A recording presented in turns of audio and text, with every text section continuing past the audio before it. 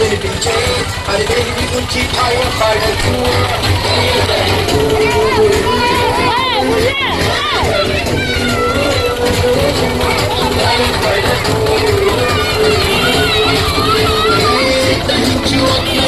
ముందుకెళ్దాము.